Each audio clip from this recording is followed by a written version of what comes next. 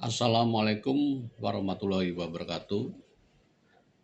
Teman-teman saya semua, jumpa lagi dalam program siaran Aku dan Al-Quran. Jadi saya harus disclaimer dulu, saya bukan ustadz, saya bukan orang yang mempelajari Al-Quran secara sistematis atau akademis. Namun ada satu hadis kalau nggak salah yang menyarankan kita untuk mensiarkan, sampaikanlah dariku walaupun hanya satu ayat. Jadi saya merasa tidak salah, tidak perlu ragu untuk menyampaikan ayat-ayat yang betul-betul saya hayati, saya pahami dengan bukan secara logika saja, tapi juga secara moral, secara nilai, dan insya Allah juga ada realisasi dalam praktek kesehariannya. Diupayakan seperti itu ya. Jadi yang akan saya bahas sekarang adalah surat Abasa ya. Surat Abasa itu hadir ketika Nabi di Mekah, ketika itu sedang bercakap-cakap dengan pembesar Quraisy, pembesar yang masih kafir ya, dengan serius. Nabi berharap kalau pembesar ini masuk Islam, wah nanti pengikut Islam akan bertambah kuat gitu ya. Tiba-tiba di tengah percakapan itu muncul sahabat Nabi, yaitu Abdullah bin Umi Maktub, yang karena buta ya, tidak tahu ada pembicaraan, dia bertanya kepada Nabi, menyela pembicaraan. Kemudian Nabi bermuka masam ya, mengernyitkan dahi kepada si Umi Maktub ini. Setelah selesai percakapan itu, turun, kemudian orang Quraisy sudah pergi dan sebagainya, turun ayat dalam Al-Quran, bunyinya seperti ini. Dia, maksudnya Nabi, berwajah masam dan berpaling karena seorang buta telah datang kepadanya, yaitu Abdullah bin Umi Maktub.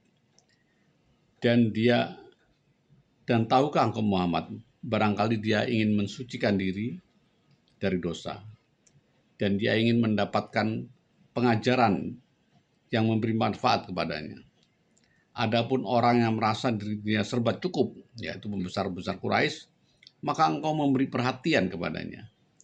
Padahal tidak ada celah atasmu kalau dia tidak mensucikan diri atau beriman ya.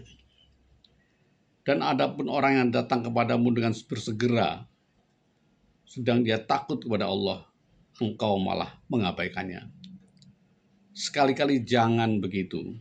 Sungguh Allah ini suatu peringatan. Maka barang siapa mengendaki, tentulah ia akan memperhatikannya di dalam kitab-kitab yang dimuliakan.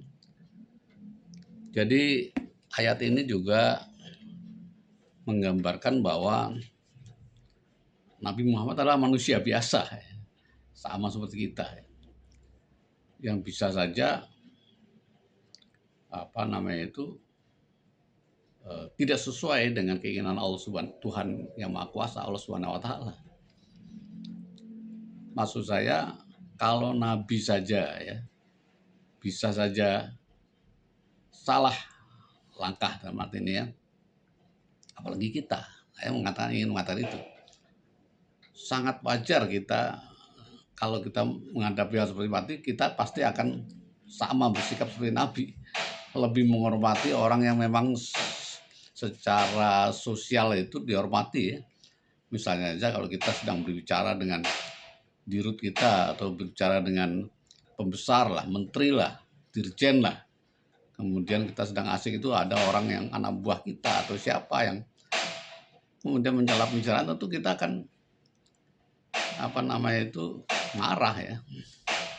Tetapi dalam ini ada hal yang prinsip ya, si pembesar Quraisy itu disebutkan dia belum beriman, orang yang belum sama imannya. Sementara Allah lebih menghargai Umi Maktub yang buta ini, tapi dia beriman. Seharusnya Nabi Muhammad jangan menyepelekan.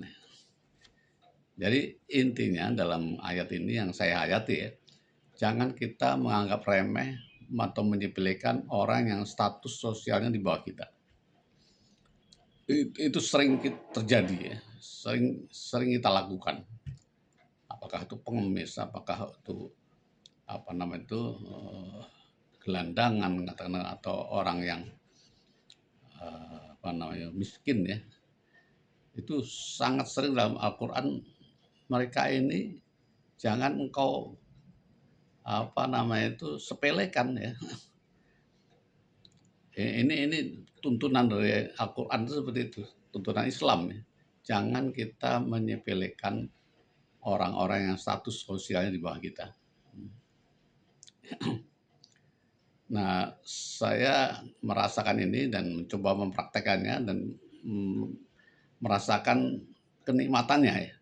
Kalau kita bersikap baik ya, pada sosok-sosok yang status sosial di bawah kita, itu banyak hal positif yang akan terjadi. Ya.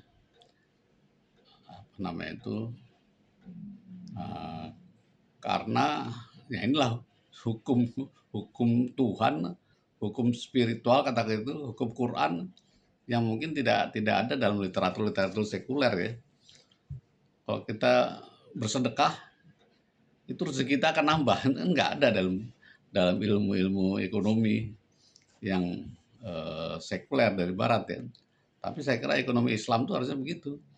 Makin banyak kita bersedekah, maka rezeki kita akan makin bertambah, dan itu saya rasakan dan banyak orang lain yang merasakan. Ya, saya tidak ingin menyombongkan diri. Saya sekarang ini setiap Jumat itu saya sebut Jumat Barokah ya, membagikan rezeki kecil-kecil saja kepada tukang sapu yang setiap hari menyapu lah jalan di rumah saya itu, dan satpam, pembantu, tukang sampah, ya sekitar 30 orang lah ya, setiap minggu semampu saya.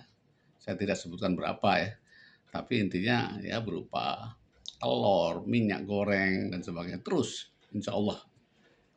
Dan bersikap akrab ya, itu nikmat sekali ternyata itu. Kita tersenyum saja kepada orang yang ya tukang sapu jalan lah, apa namanya itu, menyapa mereka dengan baik, itu ternyata nikmat sekali dan membuat kita bahagia. Itu yang mungkin ingin saya share ya, membuat kita bahagia. Dan mereka lebih tulus ya. Doa-doa mereka lebih tulus. Dan mereka kalau kita kasih sapaan, senyuman, bahagianya luar biasa. Bayangkan kita bisa membahagiakan hanya dengan menyapa dan tersenyum.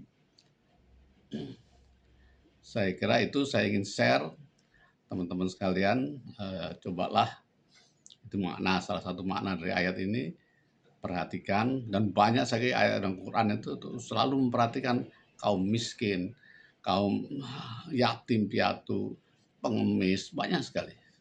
Ternyata itu memang baik ya, baik bagi nasib kita, bagi spiritualitas kita, bagi rezeki kita. Saya kira itu teman share saya untuk surat Abasa. Terima kasih. Wassalamualaikum warahmatullahi wabarakatuh.